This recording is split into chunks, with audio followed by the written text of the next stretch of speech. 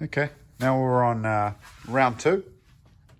I'm going to continue on with removing this stock crank pulley and taking the cams out. So these covers are just sort of sitting in there just to sort of protect it from any sort of dust or anything. What I have done is something to note is on the 2J, you've got a little mark here for top dead center, a little mark here, and then you line it up with these two, bang, bang, and then you can see that it's on the mark of 0, so we're in top dead center at the moment, which is nice. Cool. And then I'm just going to use this, medium size impact driver, and then I should just be able to zip that off, and then I use this here. And it's quite easy on the 2J to remove the belt. So the tension on this belt here, which is different to the camshaft belt. This is for the auxiliaries. So the tensioner, I just take it off like that, and then I disconnect the belt. So that's pretty easy, really. Thank you, Toyota, on that one. And just another thing to note with top dead center is you'll know the position of the I guess the front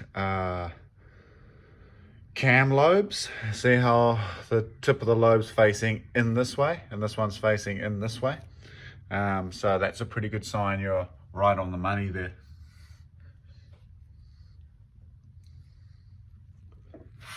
Let's see how well or how bad that this works. So make sure I've got it the right way.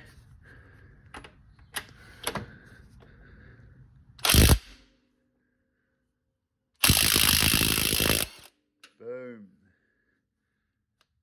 That is what you want. Hallelujah.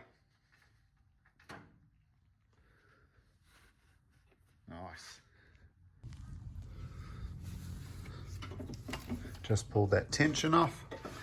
Nice and easy. Okay, so I'm just underneath the car now, and I've got a crank pulley puller attached to it. So I'll give you a closer look on how this gets set up on the pulley. But pretty much what ends up happening is, even though I've got anti-seize on the shaft when I originally put this on, it doesn't just come out once you pull the bolt off. You've just got to use this bracket setup to bring it off in a straight line, and then you use obviously this ratchet on here. So I've already have it started, and I don't know if you can see, but I'm slowly bringing it out. It's super easy to do. Just takes a little bit of time, and then this will get locked out, and I'll have to loosen this slightly, readjust the bolt, and then keep going until it wants to come off by hand. But you can see at this point, I do have it quite far off already. So it normally sits pretty damn close to the engine there. I've got it about 10 mil off already, so it's about to come off. Now let's have a look at the differences as well. So what's going to happen as well is the, I guess you'd call it the radius or the circumference of where the belt sits is larger than this one. See what I mean? So we've got a backing plate on here plus where the belt sits. Here we just have where the belt sits. So that is dramatically bigger. So that will affect things. So what that's going to do is it's going to drive all the auxiliaries. I think it's about 15% overdrive. So everything on the all these auxiliaries here, they run, except for that, they run at 15% overdrive, I think it is. So it's actually quite good for those two, which is the water pump and the alternator. Not necessarily so good for the power steering pump at high RPM, but we'll see. So that's where I'm going to come into a little bit of trouble of finding the exact belt to suit this. And I think I know the part number, but you never know unless you put it on. So another thing to look at here is with the standard harmonic balancer, what this is, you can see that it's all cracking in through here. Look at that. So eventually, now I'm going from 550 to 650 horsepower. I'm not too sure if traction causes more issues on here. I'm sure, and like high torque engines like the 3 litre, I'm not going to risk it, you know. So putting something like this on, oh my God, look at this thing. It's bloody beautiful. It has an inner portion of it as well that this does actually come out. So I think these are rebuildable if need be. Much better though, isn't it? And now we're just going to pull this off, and this is actually really quite easy. There's 3 of these. I've left 1 on there. 1, 2, and 3, and that'll just pull off nice and simple. Okay, next up was pulling this one here off. So that's 4 bolts there, 5 in the middle, and it just comes off of there, nice and easy. If you don't take off this, which is those 4 with an impact driver, it's quite easy to do. If you don't take that off, getting this cover off takes a little bit of maneuvering just to get it out through there. But other than that, it comes out super easy.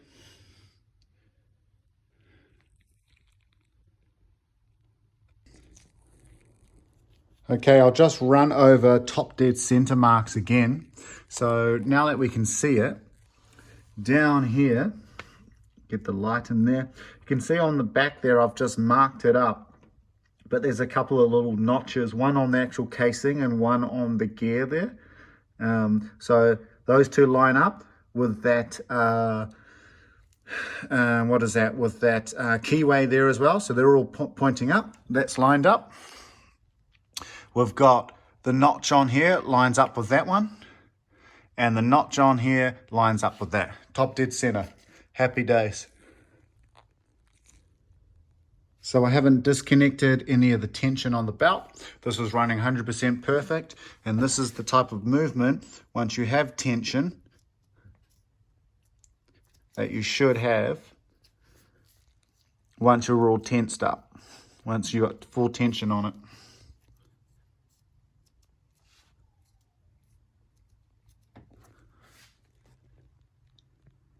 This is how you just remove this first plug. This isn't the main one. This is like the plug. So on here you've got where you can put a 32mm spanner. Probably don't actually need it, but I'm using impact driver. Carefully, nice and straight. And it comes off super easy. Okay, I just want to highlight. I've loosened this nut here and this one here. So obviously this one here is like a cap, it's got a seal in it, and that one goes in there, so don't damage the seal. Cool. This is a 14mm torque, it's not a torque bit, it's like a socket, like a big Allen key style sort of thing. I've got a box here, right? So it's great to have a set like this. So for the price that it costs, definitely get one of them. So my impact took that off, no drama. My impact with a 17 took this off, no drama. But my impact wouldn't take this one off, which is a smaller drive, which is a 10mm. But all I did was use a power bar on the 10mm. I used the 32mm to hold the camshaft, and then I put the power bar in there, boom, boom, loosened it off, and it was quite good. So that's just a little tip. That's how it worked out for me. Okay, now we're back underneath because I am going to take this cam belt off. All right, so all I've done is I've marked out on there. And that's going to help me when I realign and put the belt back on. Then I've got this tensioner. So the tensioner, when you get it, which is this guy here, the tensioner, when you get it, has a pin inside it. And that holds the tension back so you can install it. So the tension is on at the moment. So I will undo the 2 bolts carefully and slowly, and it'll start releasing tension off of here.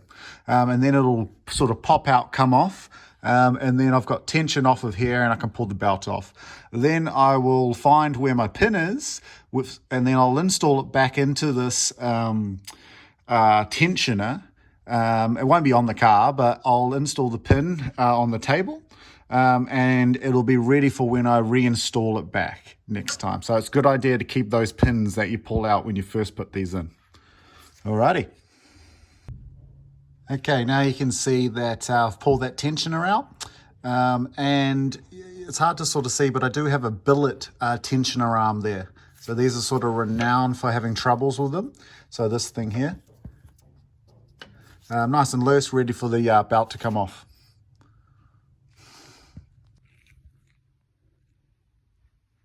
Now that I'm pretty much ready to take these cams out, it would be smart to do something like this. Unless you got a mega memory. Something like this is nice and easy to do. And then you're just gonna, each cap, you're just gonna lay down there with the bolts in it, with the up and down, and just exactly how you pull it off, because you don't want to stuff this up, pretty much. So it's a good idea to do something like this. So all the caps, you lay exactly the way that you pull them off. Cool? Whatever system works for you, but something like that. And then it's happy days. Okay, here we have all of the cams out. I've pulled one of the buckets, which sits over top of the valve and springs and collet setup. But this is what she looks like without any cams in.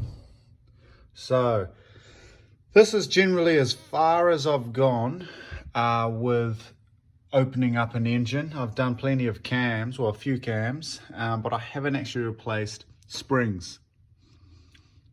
So that's going to be fun.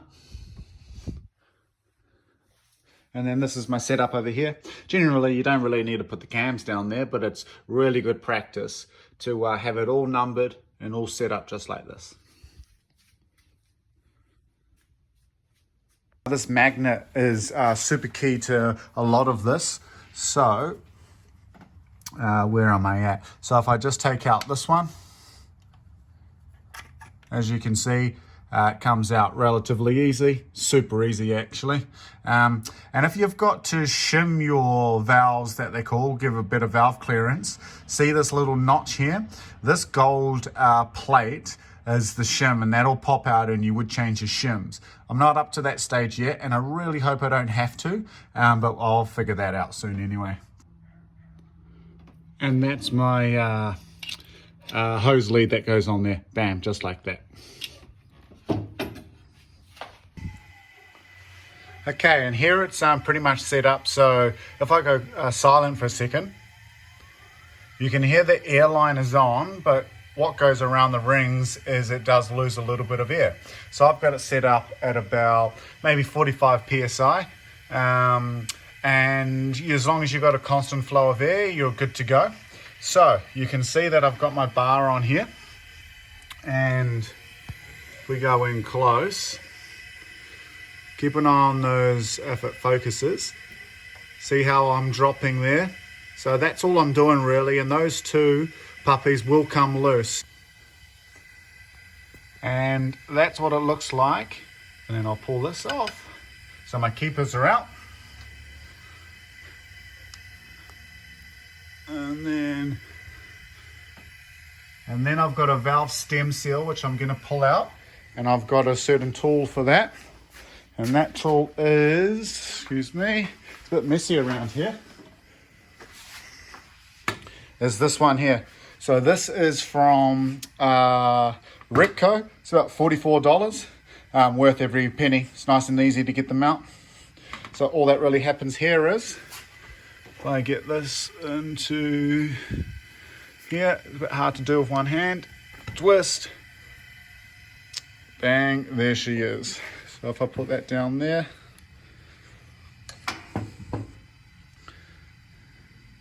and that's it there. Cool.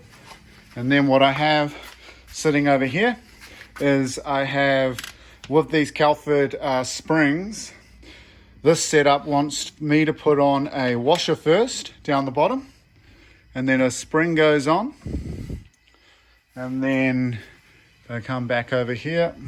This is the older setup. I retain these because I'm not using titanium retainers, excuse me. And then, yeah, this goes on top of here, and then those two keepers go in the top there. But obviously that's already on the valve, already pressed on, and pretty much that's it. So nothing too crazy. So as you can see, I've got 3 more cylinders to do. Cool.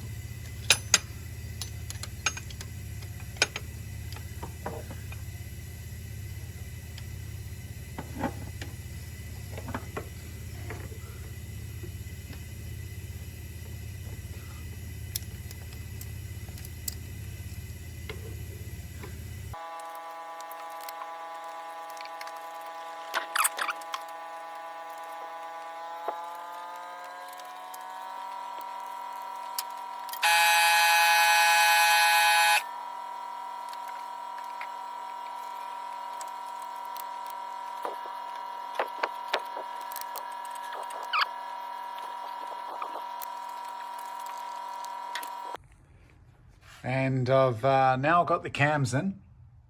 So the cams, so it's a pretty simple process really. You just sort of place them in there, and then you put all the cam caps on with a little bit of assembly lube from Kelford, and then you just slowly bring them all down to bring tension onto the valve caps. Valve caps, and then once they're all seated and on there, you just do the torque sequence and stuff like that. And then I've got my seals on there with my front caps on, all the oil sort of hooked up, so not too bad at all. I've done a feeler gauge valve clearance test. The intakes all within spec. Now the exhaust side is a little tight, but only just. So I'm gonna go for it, and hopefully I've got no issues. But you can replace the shims. You can re-shim it while the cams are still in there. So if I have any issues, I can re-shim them, but it's only just out of spec. So I'm gonna go for it. So this is the cam belt tensioner, right? And then this is how it comes. So this pin here, as you can see that hole. If I grab this, what I'm going to do is I'm going to put this into the vise, compress this down. That hole's going to line up with there, and then I'm going to put this pin back in. Then I install the 2 bolts and install it to the underneath of the car. And then when I'm happy, it's all torqued down, I release the pin and it puts tension onto the cam belt. That's if you didn't know. Cool. So always keep this puppy in case you need to release tension on the cam belt in the future and you want to put it back on. There she is. So you just put a vise, get this puppy here in, and once that's in, pop it out. And today, as I've done this cam upgrade over a few days, I got a nice day off from work. All last week was super hectic. So I have finished her off. Down there, we've got the ATI Balancer, a new belt, and then that is the size of the belt that I used. So it's a 6PK 1930, seems to work perfect. Cam, springs, Everything's in there. Cool. Went together pretty good. The only thing to watch out for is I didn't heat up the hub of the ATI Balancer. Should have heated that up before I put it on, because the tolerances are super tight. And it was quite a mission to get that puppy on. Other than that, pretty happy with the job. So let's give it a bit of a start up. Got the Fast and the Furious sitting over there. And out of gear, yep, no drama.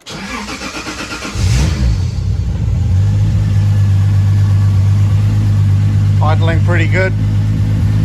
It'll sound real tappety, but that's only because I'm in a garage with the bonnet up.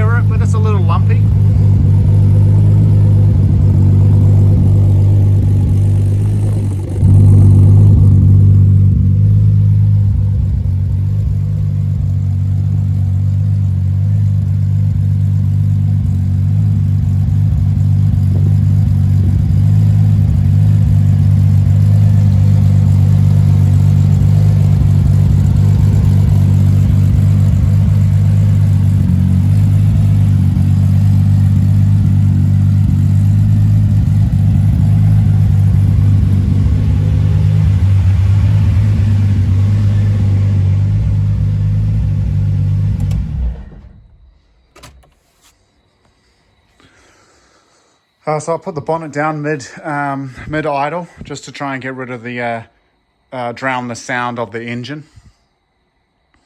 But pretty happy. Okay, so this finishes off the install for the cam, springs, ATI Balancer. And why am I doing that is because next Tuesday, so today's Monday, next Tuesday is Dyno Day.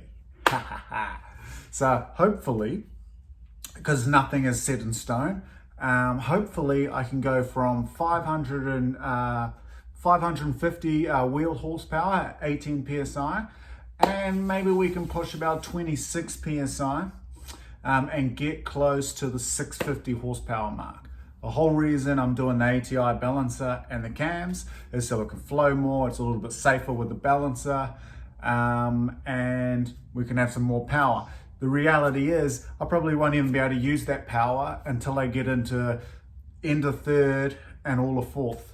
But nice to have it, isn't it? Nice to have that number, 650. Ooh. Okay, and let's quickly go over a couple of things just to recap on the install of the cams, the springs, and the balancer. Starting with the balancer. Heat up the hub before you put it on. The tolerances on the stock OEM balancer and the ATI Balancer are different. The ATI Balancer, it's a tighter fit. Now, I did not put any heat in it at the start, and I should have. I think I was just rushing it, and I shouldn't have done that.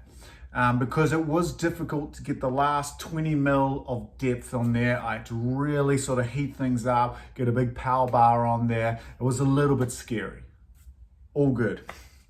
Obviously just retorque all the little bolts and everything like that. It does come with like a thread lock already on there, so you're pretty good in that aspect.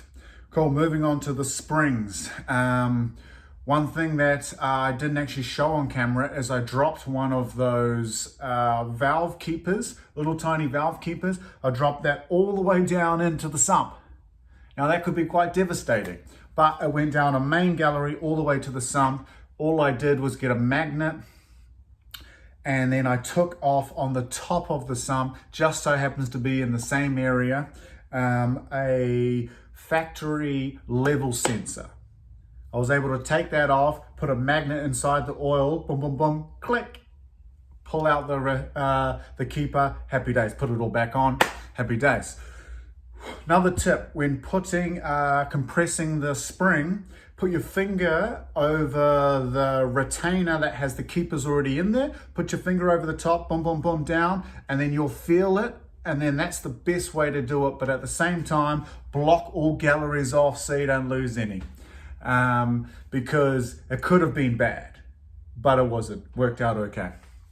Next one is something that I didn't read at the start is you're using assembly lube. Kelford cams come with the assembly lube. I did use that, but before I put the cam covers on, I poured oil all over it. You shouldn't actually do that. Just use the assembly lube only on all of the lobes. Don't put oil on there. And then you want to run it in at about 1500 RPM for 20 minutes. Look, I only did 1500 RPM for maybe 10 minutes. But try not put oil on there. Just use assembly lube.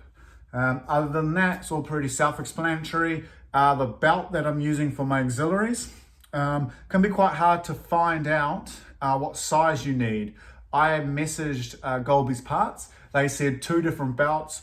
I ordered one from them and one from Super Cheap. I haven't picked up the Super Cheap one yet, but I have got the belt on there from Golby's that fitted just fine. My situation, I'm not running aircon, and I'm running now an ATI Balancer with a standard size billet water pump pulley from Golby's. So all of those aspects change the size of the belt that needs to run it. But you can see it in the video. I think it's a 1930 millimeter belt, and that seems to work perfect. So that's really good. Other than that, happy days. See you at the dyno. Woohoo!